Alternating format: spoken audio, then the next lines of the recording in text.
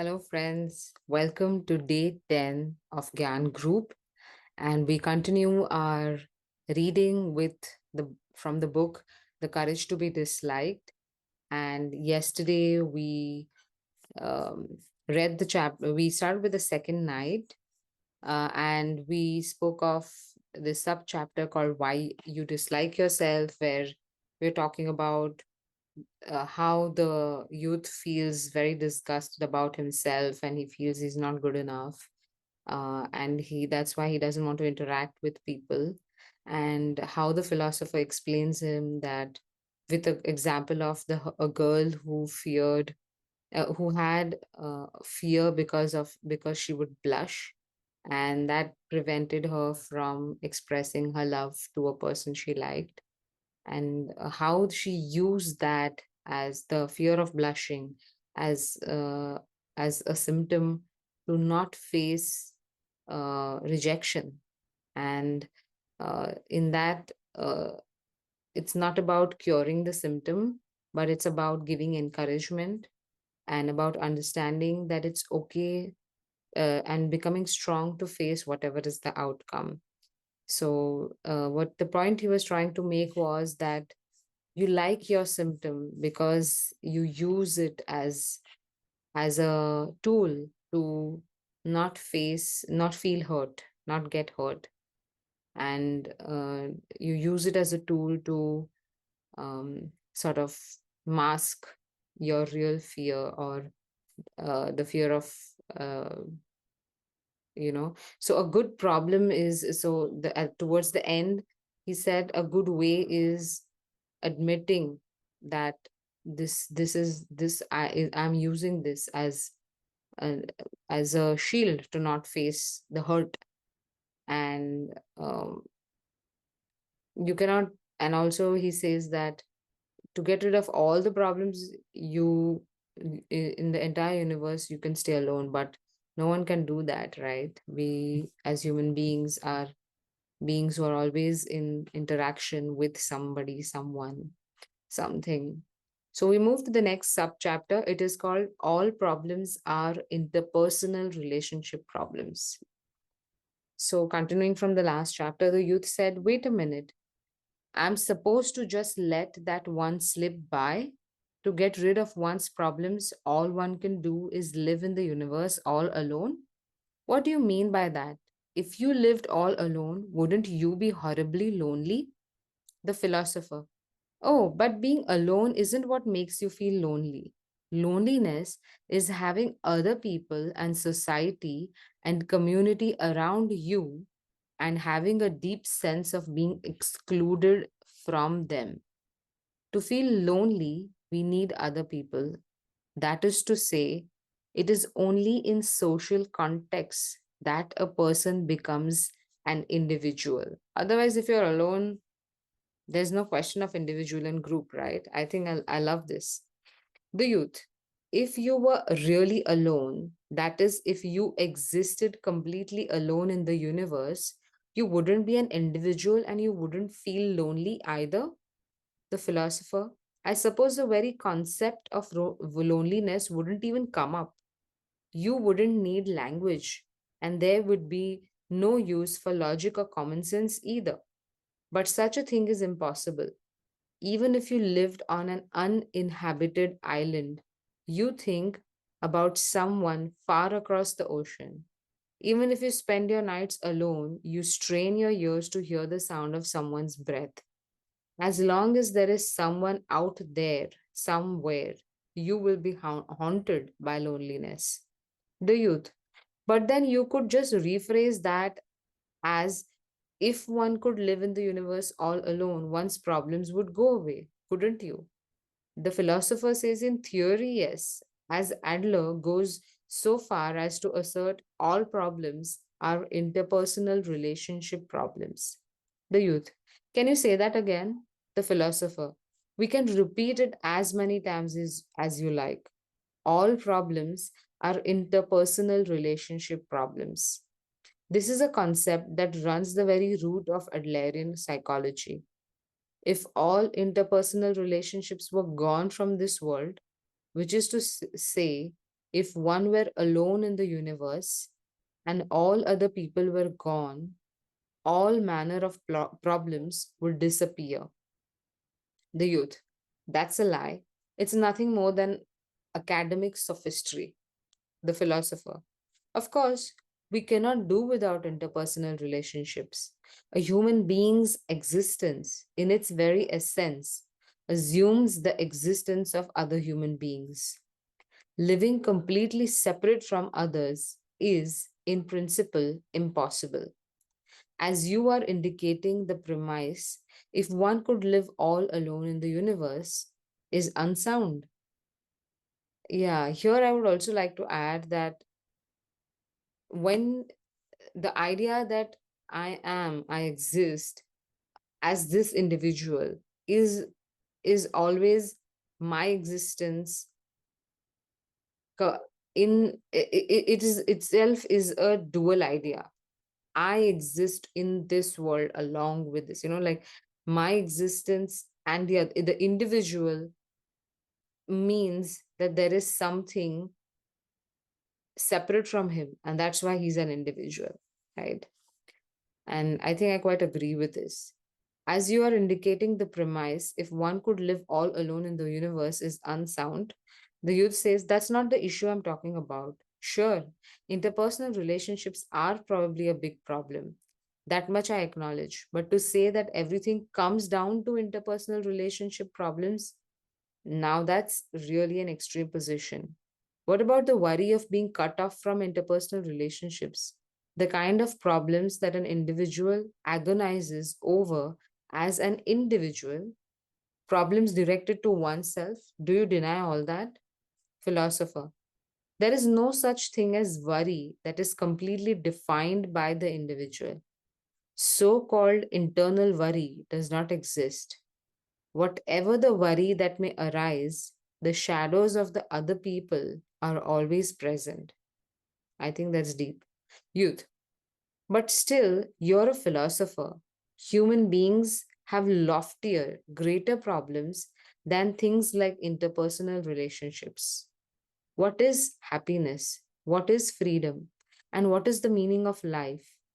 Aren't these the themes that philosophers have been investigating ever since the ancient Greeks? And you are saying, so what?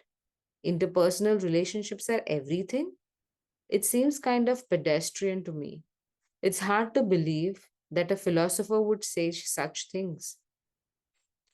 The philosopher says, well, then, it seems there's a need to explain things a bit more concretely. The youth, yes, please do. If you're going to tell me that you are a philosopher, then you've got to really explain things, or else this makes no sense. Philosopher, you were so afraid of interpersonal relationships that you came to dislike yourself. You've avoided interpersonal relationships by disliking yourself.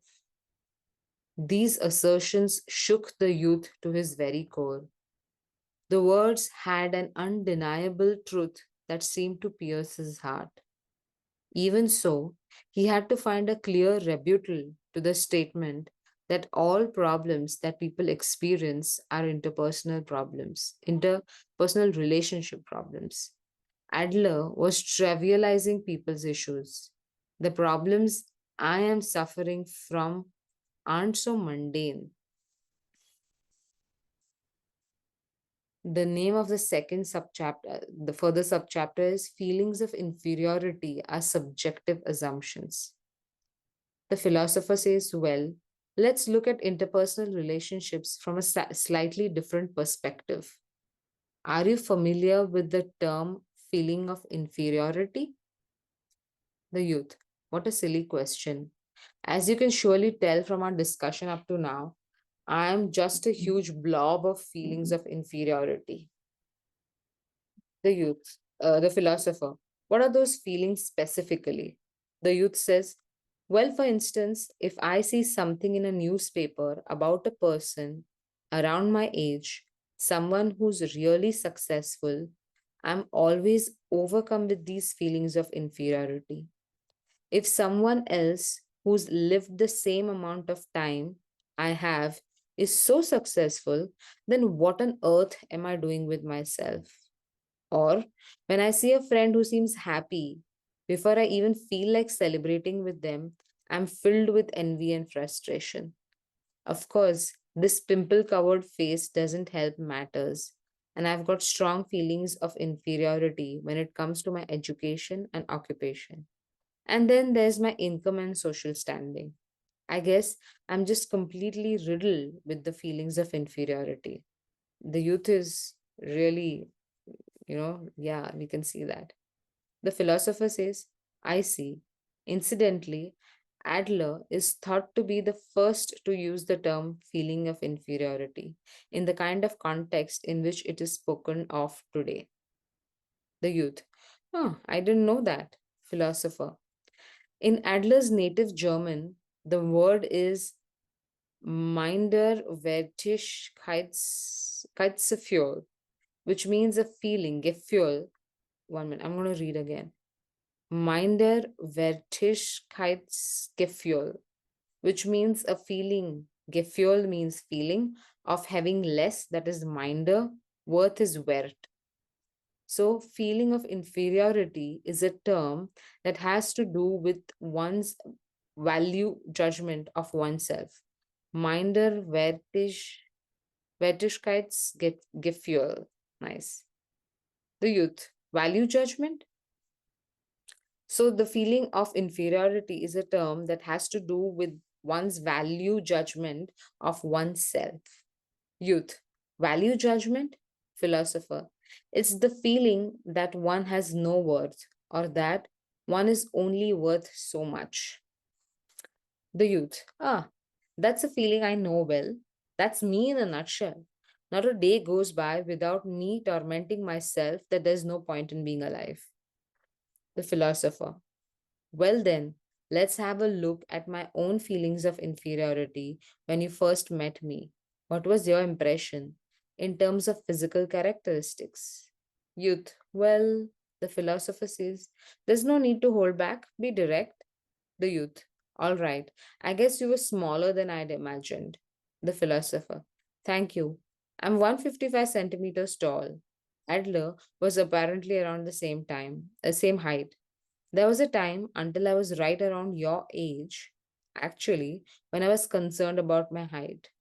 I was sure that things would be different if I were of average height, 20 or even just 10 centimeters taller, as if a more enjoyable life were waiting for me. I talked to a friend about it when I was having these feelings, and he said it was a bunch of nonsense and simply dismissed it. The youth, that's horrible, some friend. Philosopher. And then he said, what would you do if you got taller? You know, you've got a gift for getting people to relax. That's what the friend said. With a man who's big and strong, it's true. It does seem he can end up intimidating people just because of his size. With someone small like me, on the other hand, people let go of their wariness. So it made me realize that having a small build was a desirable thing both to me and to those around me. In other words, there was a transformation of values.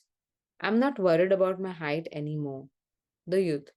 Okay, but that's philosopher. Wait until I'm finished. The important thing here is that my height of 155 centimeters wasn't inferior. The youth. It wasn't? The philosopher. It was not, in fact, lacking in or lesser than something. Sure, my 155 centimeters is less than average height, an objectively measured number. At first glance, one may think it inferior, but the issue is really what sort of meaning I attribute to that height, what sort of value I give to it. The youth says, what does that mean? The philosopher, my feelings about my height were all subjective feelings of inferiority, which arose entirely through my comparing myself to others. That is to say, in my interpersonal relationships. Because if there hadn't been anyone with whom to compare myself, I wouldn't have had any occasion to think I was short.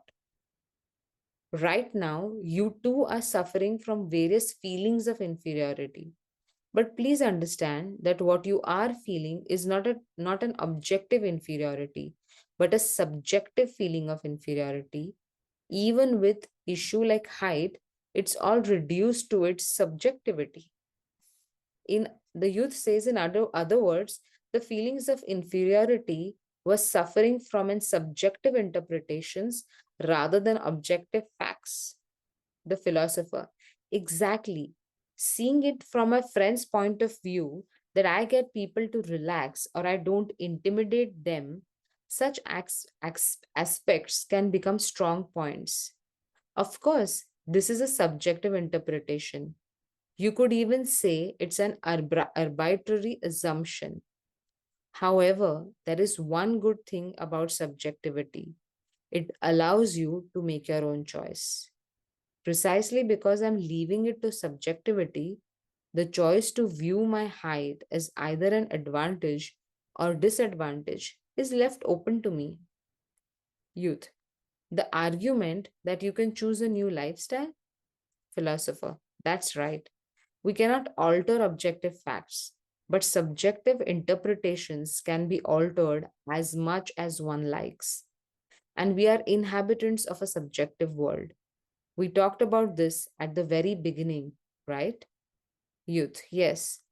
Well, water, the well waters, that's 18 degrees. You remember the example that we read right in the beginning? The well water is 18 degrees. No matter in cold, no matter in hot season, it's always 18 degrees. The philosopher says, now remember the German word for a feeling of inferiority? Minderwertigkeitsgefühl. As I mentioned a moment ago, feeling of inferiority is a term that has to do with one's value judgment of oneself. Then, what on earth could this value be? Okay, take diamonds for instance, which are traded at a high value or currency. We find particular value for these things and say that 1 carat is this much, that prices are such and such. But if you can change your point of view, a diamond is nothing but a little stone. Youth. Well, intellectually it is. Philosopher. In other words, value is something that's based on social context.